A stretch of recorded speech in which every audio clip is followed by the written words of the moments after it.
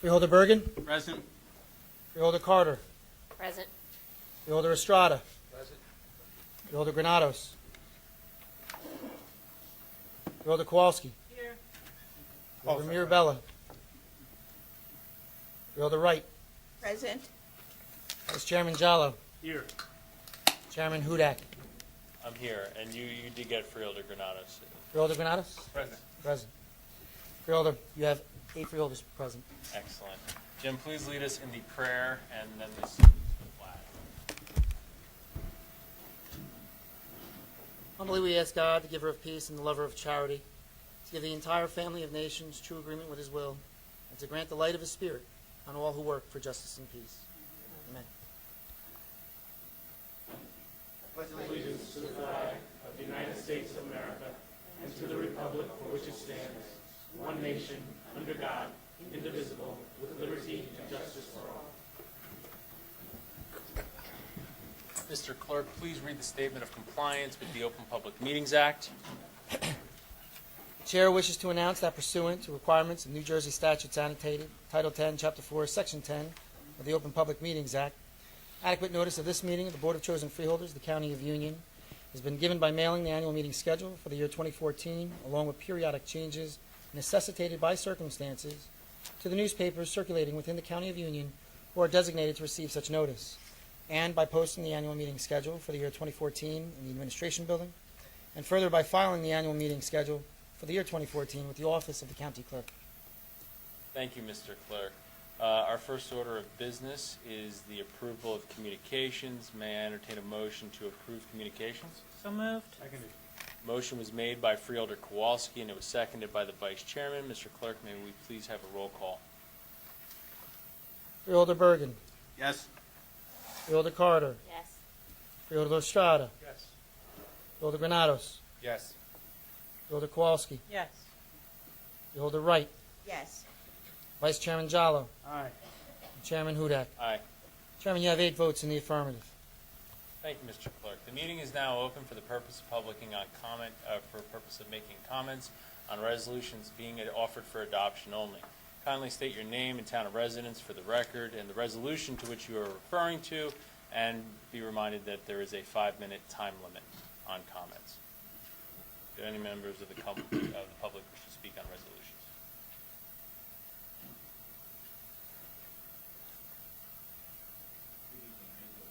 Good afternoon. Hi, Hal.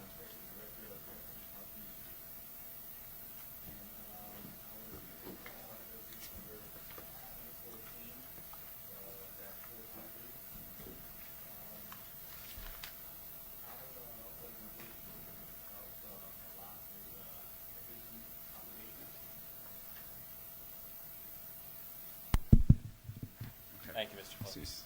The Haitian community, although not strictly with the Haitian community, and we're affected by the Union County Peer Group grant that was being phased out. And upon hearing that, I contacted Ms. Dinsmore, and she informed me of how and why it was being done, and that she would try and do what she can. And I was contacted and told that she was able, that the resolution was being offered. And I wanted to come down here and publicly bring some of the people to show the freeholders who is being affected. And I brought some of the students, some of the parents, some of our foster grandparents, my chairman of the board, some of the teachers here, to show you that the importance of this to us, and I know the importance of to the community, the importance of the community to the freeholders, and that to thank you for the hard work you guys are doing, to continue doing it, and we look forward to helping the community with your assistance. Thank you, sir.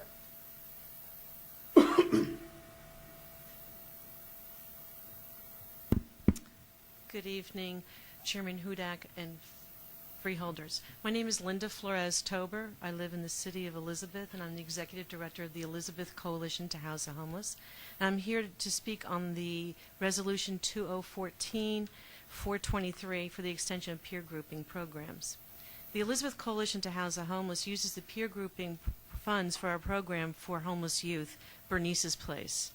Bernice's Place is a port in the storm for homeless youth ages 6 to 12 years old. Through an after-school program and summer day camp, we give children the opportunities that our own children have. Girl Scouts, Boy Scouts, drama club, book club, tutoring, homework help, social work assistance. Children are matched with a mentor who's their friend throughout the program. They receive music lessons, guitar and piano, opportunities to see the arts through trips and local museums, and they have fun, laugh, and make new friends. In the summer, they learn to swim, play soccer, go on trips, explore natural science, and make lanyards. Summer is no longer spent squeezed into an overcrowded apartment or a hotel room watching TV. I once asked a donor why he loved to help us with the children's program, and he said, "The children are the collateral damage of homelessness." He wanted those kids to have some relief from the stresses that they have at home. Bernice's Place is just that oasis. And that is what you did by continuing the funding after peer grouping ends on Saturday. You're giving homeless youth a chance for a summer to remember and a great start to the school year. So on behalf of the Elizabeth Coalition, as well as all the programs funded by peer grouping funds, I thank you. Thank you. Director Guzzo, would you just kindly, for the benefit of the public, give a brief explanation of this resolution?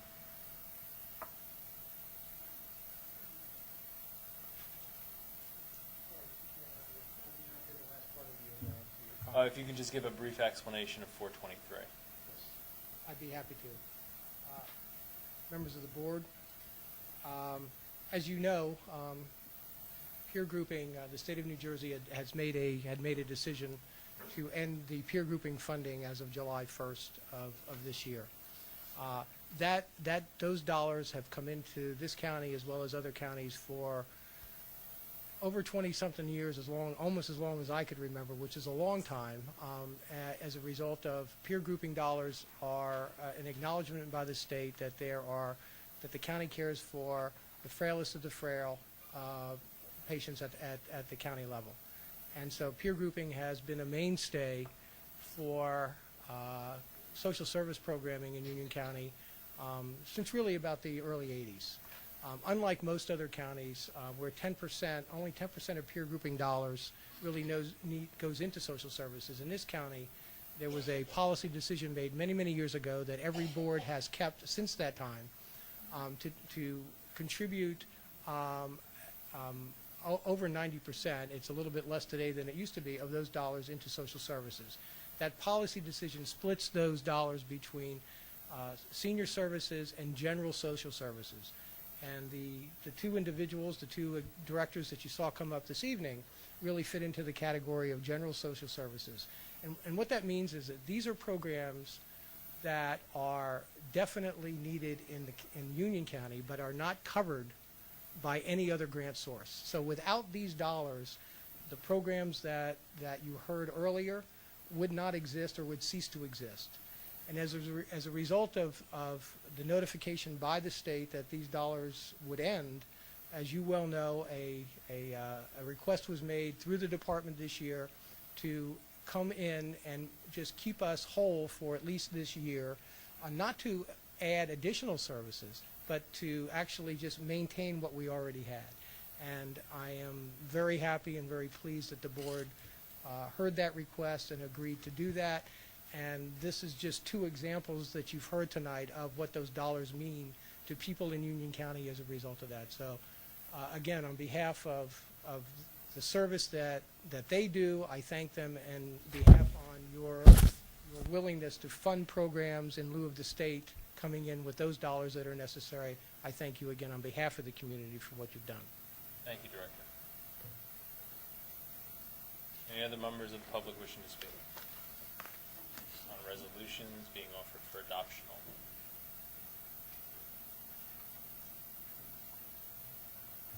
Good evening, Chairman Hudak, ladies and gentlemen of the Freeholder Board, Bruce Patterson, Garwood, New Jersey. I guess back to 423. I thought I saw another peer group spending plan the other week for maybe it was 300,000 or 500,000. I guess this is an additional one. I guess the county's funding also that other one. Somebody just confirmed that. But on page 2, number 426 all the way down to 431, these are all resolutions modifying the budget and amount, and it totals up to about $4.3 million. And I know Freeholder Mirabella and myself always have like similar questions. And unfortunately, I'm sorry to hear about Freeholder Mirabella's father passing, and my condolences to his family. But it's just that 4.3 million where it's total for these resolutions modifying the budget. I guess that's adding to the budget. But it's a pass-through cost, and it's really not offsetting the taxes. If Director Taylor could explain, but it appears to be adding to the budget. So our budget is now getting another $4 million larger. Another one on page 2 and on to 3, that's number 433, 434, 35, 36, 37. This one last week, actually, Freeholder Jala did mention he was adding 1, but it looks like actually 1, 2, 3, 4, it looks like it turns out it was adding 5. And if possibly, could he explain what this is? Because they all appear to be combining several bonds into a single issue. So each one, and it may get tedious, but what are the bonds that are being combined? I see a total, but how much for each bond, and also what is it for? Number 438 on page 3, it talks about authorizing publication, printing, and distribution. Is there a... What number was that? Number 438 on page 3. It's publication, printing, and distribution, notice of sale, and noticing of sales and bonds. I guess it's for publication. I'm just wondering what the cost is for that. It seems like it's a small cost, I guess. The page 4, number 450.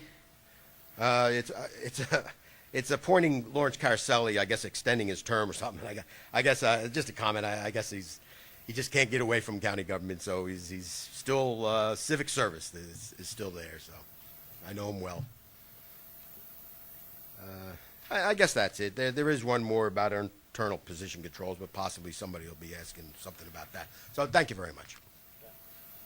Director Guzzo, do you want to finish up the loop on peer grouping?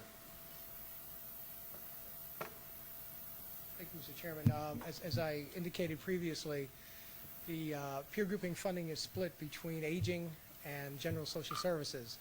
The resolution that Mr. Patterson was referring to was the aging resolution, I guess, a few weeks back, which basically provides hospice care and senior services for eligible seniors throughout Union County. So as a result of, similar to what you've done with that, it was also added to the budget to compensate for those dollars that we'd lose for seniors in Union County. Excellent. Thank you. Thank you, Director. Director Taylor, come on down. I'll check my budget knowledge. So the modifications are not necessarily that we found $4.3 million, but it was the actual number that we were awarded through those various programs. Is that correct understanding? That is correct, sir. So there's not a new $4 million plus spending on the budget. It just simply clarified what the actual number was in our budget. The grants actually add to the revenue and the appropriation side of the budget. It does not affect the property taxes that were already struck upon adoption of the 2014 budget.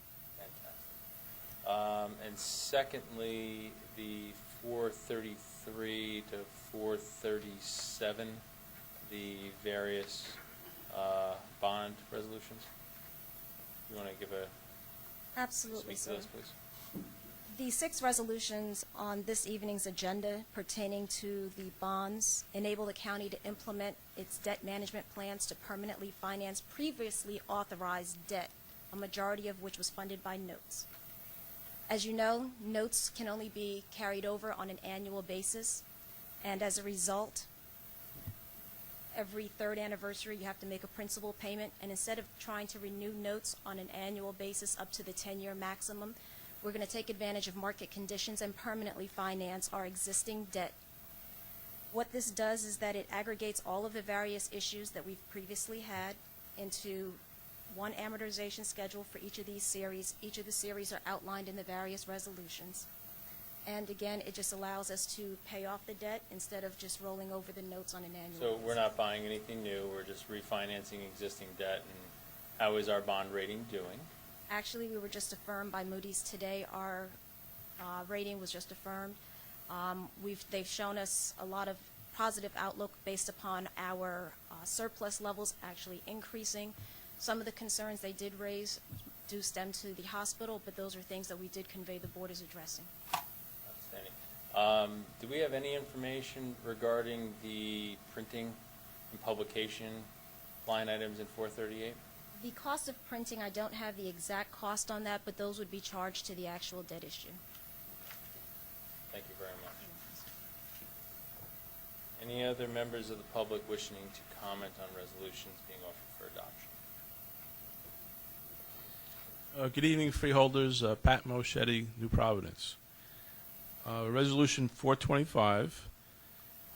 It's looking to get into a lease agreement for some space in Elizabeth for the administration and operations of the Division of Youth Services. So a few questions I do have. Where are these employees now? Why are they moving? What is the approximate dollar amount for this 10-year lease? A lot of variables there appear to be in the wording here. 428 resolution has to do with a program entitled Jail Diversion Program. If someone could say a few sentences about what that is, I'd appreciate it. 429, we're getting a large, over $4 million modification for Workforce Investment Act grant. I'd like to know what that is all about, and hopefully that's a worthwhile venture.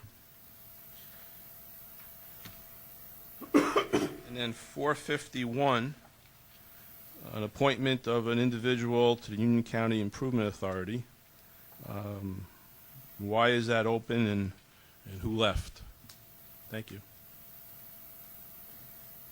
First question is regarding 425. Director Guzzo, and if my understanding is correct, that is moving the employees from the Youth Services Bureau, which is currently housed on East St. George's Avenue in Linden. That's correct, Mr.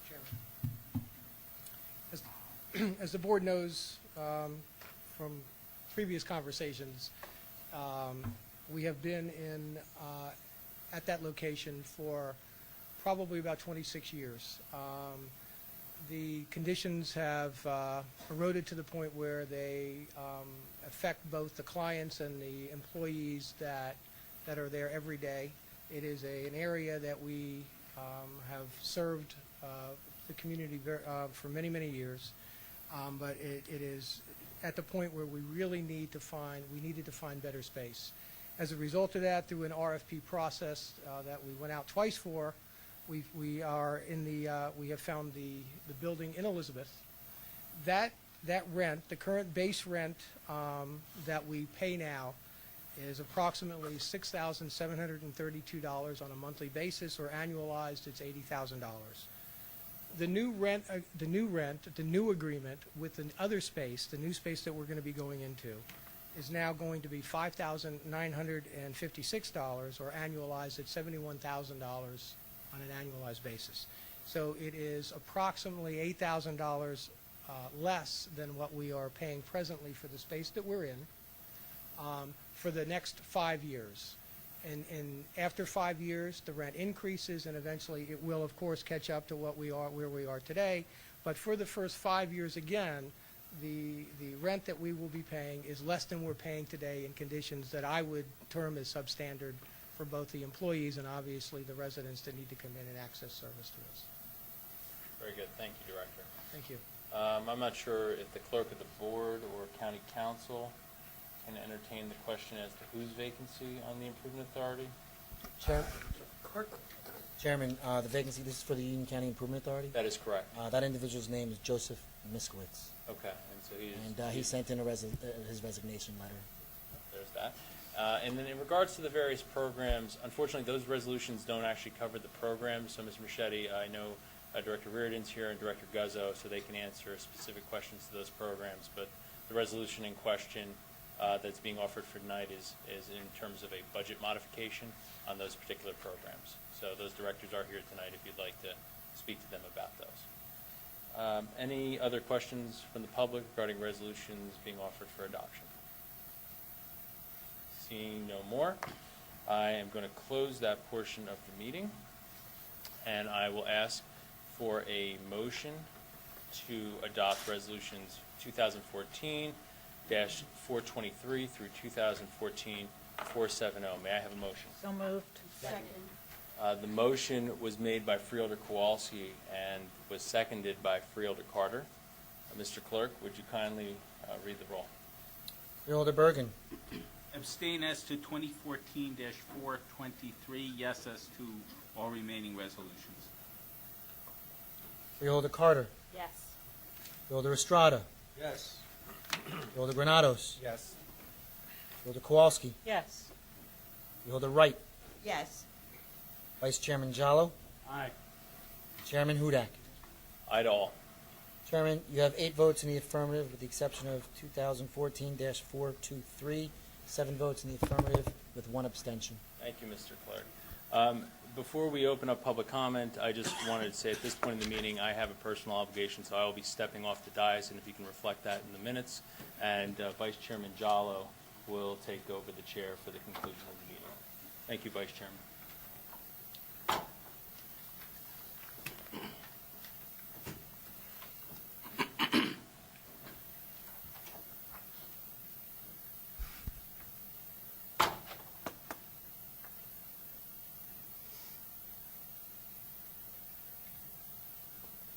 Hey, the meeting is open to the public for the purpose on commenting on any matter. Kindly state your name, your town of residence for the record, and adhere to the 5-minute time limit.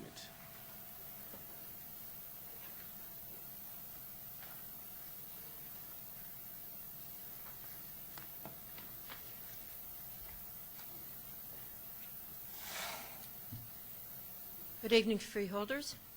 My name is Barbara Kraus. I'm a resident of Cranford. First, I'm going to speak in reference to the Union County College proposal to build a sports complex in Cranford. But first, I want to let you know that I am very much aware, because I serve on the Cranford Tree Advisory Board, and I am very much aware, and I commend you for the offerings of trees that you have given to Cranford over the years, both for street tree planting and for park planting, in Hanson Park, for one, where I was a board member. So I am very much aware of your dedication to trees and the greening of Union County. Also, I would just like to share with you tonight a letter that I have written to the Board of Trustees at Union County College, and I have copies I would like to give to the clerk so that you can all have one. Dear members of the Union County College Board of Trustees and the Union County Board of Freeholders, this letter is in response to the proposed plans of the Union County College to build an athletic facility with a track, lacrosse, and soccer field near the college back entrance off Gallows Hill Road in Cranford.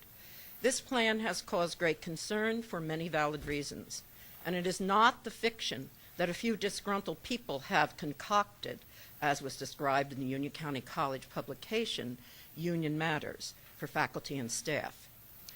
If it's fiction, then why has the college and the Board of Trustees been served with documents opposing this plan, including a three-page resolution from the Township of Cranford, a letter from the Cranford Environmental Commission, a letter from the Rawway River Watershed Association, and a resolution from the Cranford Board of Education, and numerous others. My husband, Dr. Frank Krause, and I are 50-year residents of Cranford. I have served 10 years on the Cranford Township Tree Advisory Board. And because we have been fortunate to have 2 of our 4 children be college All-American athletes, we are keenly aware of the positive benefits of college athletic involvement. But athletics is not the issue here. The problem with this particular Union County College field proposal is the location. It is nonsensical for learned, well-educated people to destroy 4.5 acres of 700 trees to accommodate this facility. And even more, it is irresponsible to do so in the community of Cranford, where floods have become commonplace, and the most recent, May 1st, 2014. We do not need to exacerbate a problem that already causes immeasurable community anguish.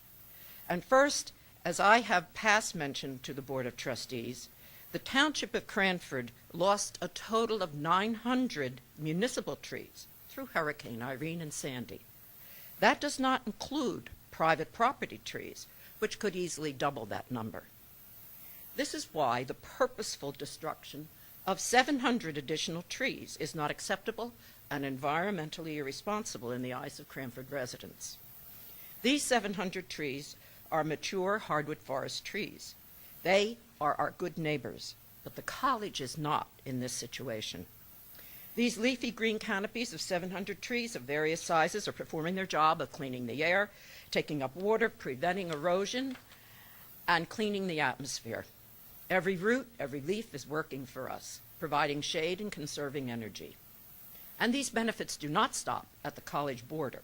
They benefit all of us. No amount of small, newly planted saplings will replace the benefits of these trees. Or on a broader level, how can Union County College ignore the work of the Mayor's Council of the Rollway River Watershed Mitigation Plan, its mission, and Cranford's leadership role with the 12 member communities? Since 2011, Irene Storm, 12 regional mayors have worked tirelessly and together with the Army Corps of Engineers to mitigate the regional flooding. For all of the reasons cited above, we petition the Board of Trustees of Union County College to seriously consider the major negative impact that this proposed project will bring to our community. Thank you. I am quite aware. You're out of time, but if you can give a copy of that to our clerk. I do have I'd like copies. to read it as well. And I am aware that thank you, that the freeholders have proposed alternatives to the college, and we are very thankful for that. And we hope that it is pursued by the college. Thank you. Thank you. Anyone else wishing to comment?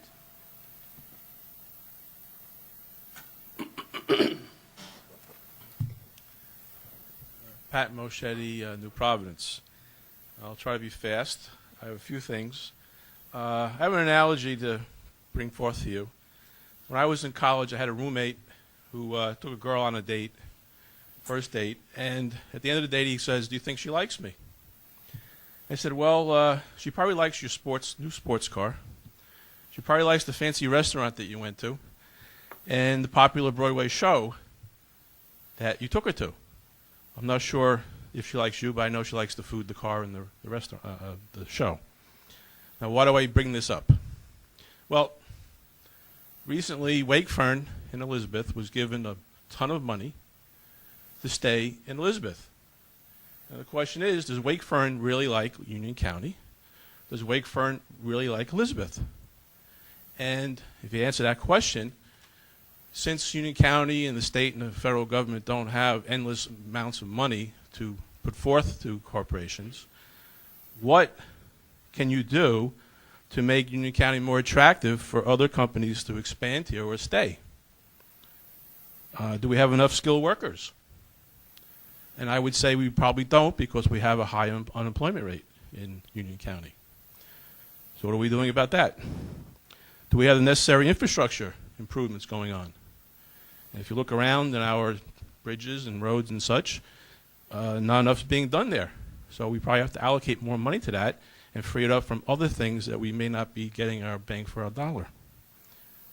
And also, how friendly are we in the business community? That means, are the taxes low enough for them to not be a burden on them to enter or stay? Are there common sense regulations there that are not a burden to people who are trying to have a business going forward? So is this something to contemplate? How attractive is Union County for business? The last few days, I've seen now hiring signs at the U.S. Post Office in Berkeley Heights, as an example, and I noticed that they're also in Scotch Plains and a few other post offices. At the Burger King in Scotch Plains, Route 22, now hiring. So my question is, how is it that some people work 2 or 3 jobs while others work at none when there are jobs available? So my question is, what are the Union County workforce departments, which there are various, doing to match people to jobs? Are we getting them down to the post office? Are we getting them down to Burger King? Are we getting them down to wherever that new hiring signs are? What are we doing physically, actively to do this? Lastly, here's a question for the economic development folks. Is Elizabeth, this town of Elizabeth, rightly sized? There's 125,000 people in Elizabeth, 1/4 of Union County population. Many years ago, Elizabeth had many, many blue-collar, factory, low-skilled jobs. It doesn't anymore, but we still have a large population there. So should the population go down, or is actually Union County propping it up? If there are no jobs there, and they're not going to come back, because if you have factories that disappear and you have 50 people working, you have an office, you have 1 person, you have a mismatch of population versus people. So in our programs that enable people to stay where they are we actually doing them a disservice? There's something to contemplate and think about. Thank you. Thank you very much for your comments. Anyone else wishing to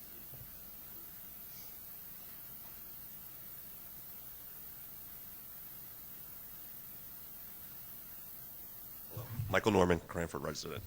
I went to the Union County College meeting with the Board of Trustees and Board of Governors a couple of weeks ago, and about 100 residents showed up stating their concerns about the sports complex. Many alternative sites were talked about, such as Warren-Naco Park, Oak Ridge Park Golf Course, and Kenilworth High School. We received no feedback from the college on anything that we asked. At the last rainstorm that we had, Cranford received 5.5 inches of rain. The lake in the park was flooded, and this is the same lake that they're going to drain into. During the college meeting that they had an awards ceremony for their athletes, and about 60 to 70% of their athletes come from Rollaway and Elizabeth. So the argument about convenience doesn't make any sense when the field at Warren-Naco Park would be a perfect location for them. I have stated the last time I was here that I'm 100% pro their athletes and 100% pro their students, but 100% against this field. So we continue to ask for the Freeholder's help in guiding the college to find an alternative site for this field. Thank you. Anyone else wishing to speak?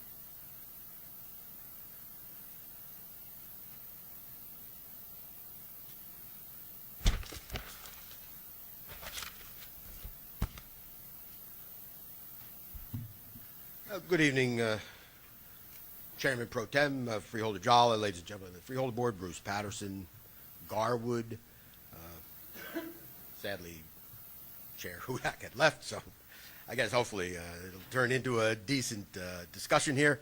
But I have to bring up again about political bosses, but this time not on the board, but on the higher level, which we're talking about, and I've mentioned this before, on the county level political boss, and how, and I'll mention, it's Mayor Colleen Marr of Fanwood, and how she's now getting a job in a brand new division that's being created called the Division of Strategic Planning and Intergovernmental Relationship.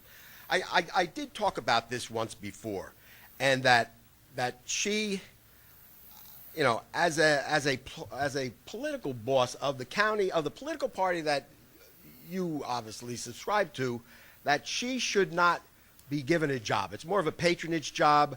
I Oprah'd the documents for this new division and even her resume, and reviewing this, I don't see her capabilities for this brand new division. So that actually brings up a question as to why she is there. I mean, when I say capabilities, you know, in the last 10 years, she was only employed for 2 years, and that was as an economic development director in Roselle. And looking at her resume, usually if you create a resume, you actually put your successes in there.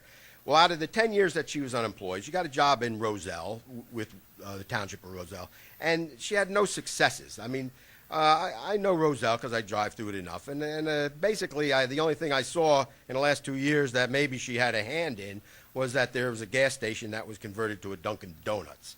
So, I mean, you know, if that's her success, that's her success. But I do not see her capabilities, and yet now she's heading the division. So that brings up the question as to why she is there. Why you didn't bring somebody from within the county up to be a division head.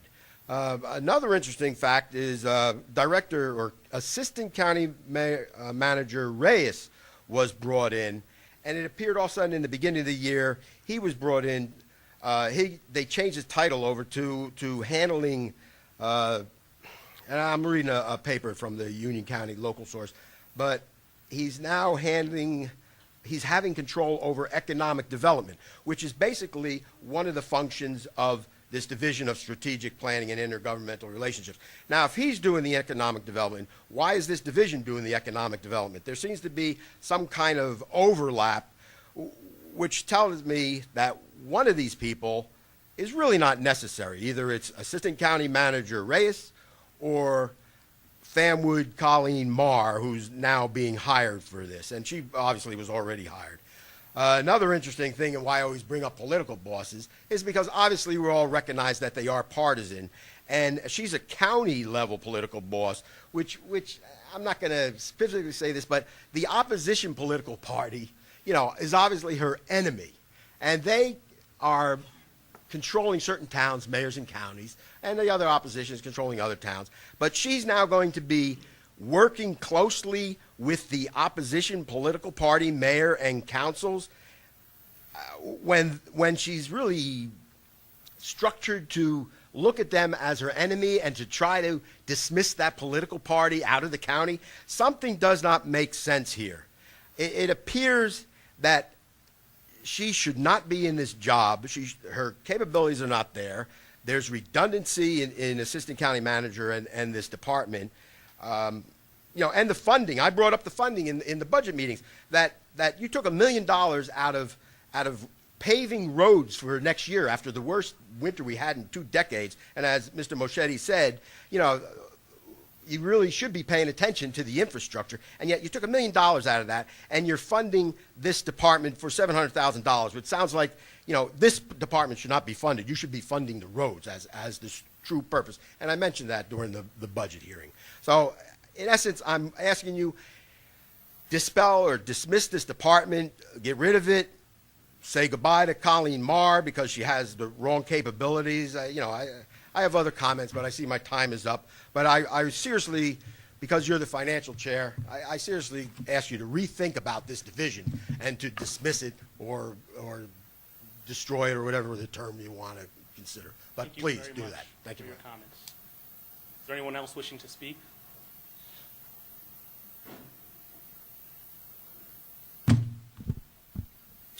Good evening, freeholders. Jim Bittner, Cranford. With the risk of beating a dead horse, I would like to talk about Runnels Hospital.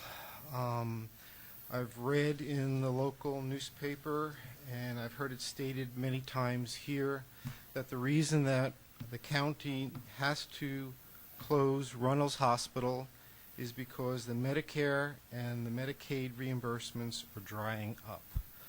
Well, reading the article in the paper, and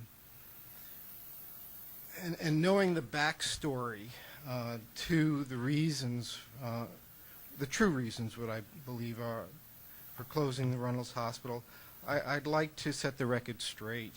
The spin doctors must have been working overtime. One of the freeholders on the board was quoted in the paper that it's an unfortunate situation which was not caused by us, meaning the freeholders, where Medicaid and Medicare reimbursements have been and are declining to the point where the county had to sell Runnels due to the increasing financial burden to the county. Well, I think that's actually a misrepresentation and disingenuous at best as to what the true facts are. Simple question. If what I read in the paper that we're going to keep the level of care the same at Runnels, the quality of the food service is going to be the same number of patients are going to be served, and in addition, covenants are going to be placed on the buyer of the hospital, that there will be additional revenue sharing required, that for any additional profits that any buyer of the hospital may see in the future, that they're going to share that with the county. I don't understand why any business person would line up, and we had 5 bidding for the to purchase the hospital, knowing that Medicare and Medicaid reimbursements were decreasing, that it loses $13.5 million a year. Why anybody would want to buy that hospital if all of the above remained the same? So it just doesn't seem logical that the reason that we're closing the hospital is because solely of the Medicaid and Medicare reimbursements drying up. I think that's a blatant shift of the responsibilities from the Freeholder Board to the state level.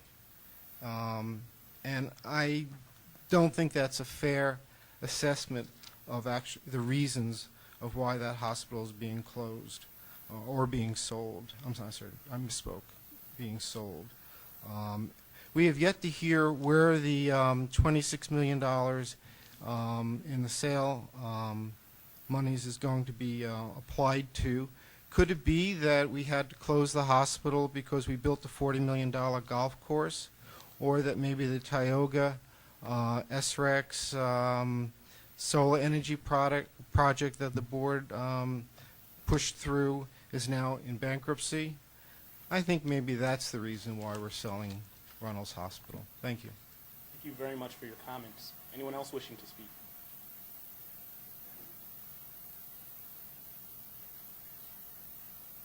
Tina Renner, Cranford. People at home are receiving the Directions newsletter this week in time for the primary election, as is your habit. You send this out right before the primary and general election. And I want everyone at home to know that this costs the taxpayers approximately $50,000 for the printing and the cost of postage. So this costs you $50,000, this happy little newsletter here. And it's interesting, I just realized there's not one word about Runnels being sold in here. Not one word. You're selling a major county resource that will affect the health care of county residents. You spent $50,000 tax dollars to get this happy little piece of nonsense out in mailboxes right before your primary election, and there's not one word written about your selling Runnels Hospital. I was in a U.S. District Court today for summary judgments in the county seal issue. The argument is whether a citizen, me in this case, can use the county seal on a public TV show free of threats of litigation from the county. Your former assistant county counsel, Norman Albert, initiated this with threats written on your letterhead representing you. And the judge, Judge Kevin McNulty, very early on brought up 2 points. And, I'm here tonight to ask you, because your new first assistant, Steve Merman, who argued your case, your side, didn't have an answer for the judge. And the judge asked, what did the county counsel, Norman Albert, mean in his letter, intervention letter, which he quoted directly, FYI, this seal is in fact now trademarked. And it's on your letterhead, a letter from Norm Albert to my attorneys. And he goes on to say, this is trademarked under federal law, and it wasn't so. It wasn't trademarked. It was a lie. That was a lie. So the judge asked your Steve Merman, and he simply replied, "I do not know." And the judge went on to ask another question, referring to another letter sent to the Cranford Cable Station manager, which he stated, he quoted criminal law, and the judge asked, what was the purpose to invoke the criminal law by a representative of the county government to a citizen?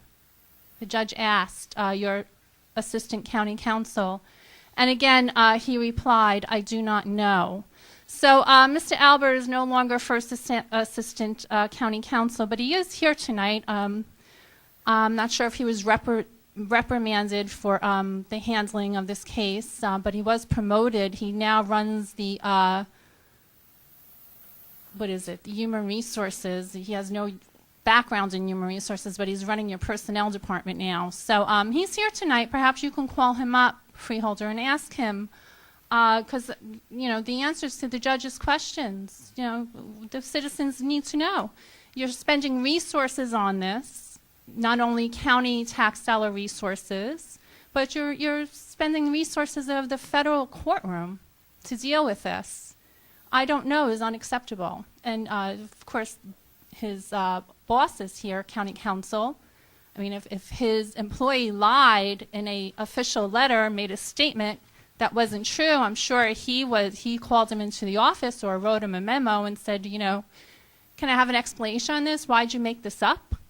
It was made up, fabricated. The public, the entire federal public, deserves to know why, and I'd like an answer. Thank you. Thank you very much for your comments. Anyone else wishing to speak? Seeing no one, I'll formally close that portion of the meeting. Now for Freeholder reports. Freeholder Bruce Bergen, start with you. No comments tonight, Mr. Chairman. I'll reserve my time for Freeholder Estrada later in the year. Fair enough. Renatus? Last Friday, my Freeholder colleagues and myself had the chance to attend Henley School in Clark, New Jersey for Memorial Day service. And it was a great program because students from this school actually put together a book of veterans from Clark, New Jersey. And it was called the Clark Elementary School's Memorial Day Booklet. And another great note about it was put together by students with special disabilities. So I definitely want to recognize them for all their hard efforts and recognizing our veterans, which we should all recognize every single day. And I just want to say thank you to them. Also, another note, this weekend is Portrait Day weekend. I am involved in the Portrait Day committee and look forward to seeing participants attend our parade on this Sunday, June 1st at 2 p.m. in Elizabeth, New Jersey. It's definitely a very cultural event that's open to the whole entire community, so if you have time, definitely make sure to pass by. So thank you. Bill Wright? Yes, thank you. Yesterday morning, I had the privilege of attending the annual teacher recognition breakfast at Kean University. As an educator myself, it was truly inspiring to see these outstanding representatives of the teaching profession from all across Union County. Each one of them brought their own unique skills and viewpoints to the classroom, and they all have something in common. They echoes far beyond the classroom walls. They listen to our children, they respect their ideas, and encourage them to express themselves with confidence. And with that in mind, I would like to thank all of our Union County teachers for their dedication to ensuring that the next generation of students is well prepared for the challenges of tomorrow. Thank you. Thank you. Freeholder Kowalski. Mr. Chair, I would like to thank the people who came to comment tonight, and particularly Ms. Flores-Tober and Reverend Healy. It's good for us to be reminded of what the effects of our resolutions can be for the benefit of the community. And also Barbara Krause and Michael Norman, thanks to them for coming in to talk about the trees and the college. We did, the Freeholder office did talk with Dr. McMenamin's office about possibly putting the field at our Oak Ridge Park, so I'm sure there will be further discussions on that. We've been very busy the last few weeks. I want to thank the Parks Department staff and DPW for the great work on Wild Earth Festival and Touch a Truck. This a couple of weeks ago, but those were great events. And also the Cultural and Heritage Affairs staff who worked on the Teen Arts Showcase, piggybacking on Freeholder Wright's comments. That's a case where teachers go out of their way to bring students to all together with other county students to perform or to show their art and to get feedback. And we had the showcase at the Arts Center, and it was really a great event. And I think it went even better this year than it has in previous years. And we also had the Employee Arts Show a few weeks ago, and we have the upcoming Senior Arts Show on June 11th, a Wednesday. I also want to congratulate the sheriff's officers who received honors last week. We have an outstanding sheriff's department. We're very proud of them. And we have BioBlitz coming up Friday, June 13th, and Sunday, June 14th. It starts at 5 o'clock in the afternoon. It's a 24-hour event where volunteers and naturalist scientists go to one of our parks and take samples of the nature, the plants and the wildlife, and quantify it so we have a picture of what kind of wildlife we have there. So this year it's going to be in Oak Ridge Park and Ashbrook Reservation in Clark and Scotch Plains. So we encourage nature lovers of all ages to come out and get up close and personal with the wildlife. And you can join a team, you can go on a frog slog or an incredible edible walk. There's all kinds of activities for children and grown-ups. And you can get more information at our website, ucnj.org. That's UCNJ for Union County, New Jersey. Thank you, Chairman, Vice Chair. Thank you. Freeholder Carter. Thank you, Chairman. I also attended the Union County Teacher Recognition Breakfast yesterday morning, and I would like to congratulate all the teachers that were there and being recognized for the work that they do. But I would also like to thank all of the teachers here in Union County for inspiring, coaching, and teaching our youth for the future. They do a phenomenal job. And we even saw a lot of the work that they have done with the project we held recently with UC Steps. All of our youth coming together and, you know what, utilizing the tools that they learn from their teachers, their coaches, in order to put together their service project of support for services. So I really do support for soldiers, sorry. And I do appreciate all that they do and what they do to coach and mentor our youth. Also yesterday it was my pleasure to attend the second annual Union County Women Means Business Summit that was held at the Clubhouse at Galloping Hill. It was a wonderful event in which women across Union County came together to hone their skills, network with their peers, and show that women are a powerful force in the economic life here in our community. Our keynote speaker was Jill Johnson, who is the CEO of the Institute for Entrepreneurial Leadership. She was a true inspiration for all that attended and truly gave us some more tools to put in our toolbox and utilize and go out there and be able to be leaders in our community. I'd also like to thank our sponsors for helping to make the 2014 Union County Women Means Business Summit such a standout event. And I'd like to thank the host committee for putting in almost an entire year's worth of work to make this event such a success. They've set the bar high, and I'm hoping and I look forward to seeing it next year. Thank you, Chairman. Thank you. Freeholder Estrada. Thank you very much, Vice Chairman Jallo. Union County Summer Programs, we're pleased to invite all residents to join us as we prepare for this year's edition of our free outdoor series of movies and concerts, Family Flicks, and the Summer Arts Festival.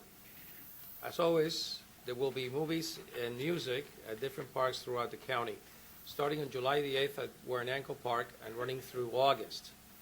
This year, we're also bringing back to a great tradition in a drive-in movie with a special screening in our Galloping Hill Golf Course in Kenilworth. We'll have a schedule posted on our website very soon, so keep checking for our latest update. Also, coming up Sunday afternoon, June the 1st, our recreations programs for peoples with disabilities is hosting a luau party at Oak Ridge Park in Clark, completed with DJ and refreshments. To pre-register for the luau and to get more information, all of our programs for people with disabilities, visit us online at ucnj.org or call us at area code 908-527-4806. I conclude my comments, Mr. Chair. Thank you. Any comments, County Council? No comments, Mr. Chair. County Manager, any comments? Thank you, Mr. Chairman. Just one comment. In light of a couple of questions and remarks that were made relative to the Department of Economic Development and one division in particular, I'd just like to advise you that the county has received notice that they have been awarded a $600,000 Brownsfields grant.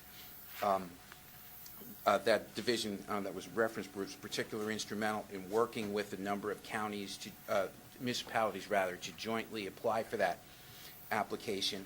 And it's going to be very instrumental in helping to clean up and remediate some sites and spur on economic development. So I think that's already starting to pay dividends, and looking forward to continued economic development throughout the county.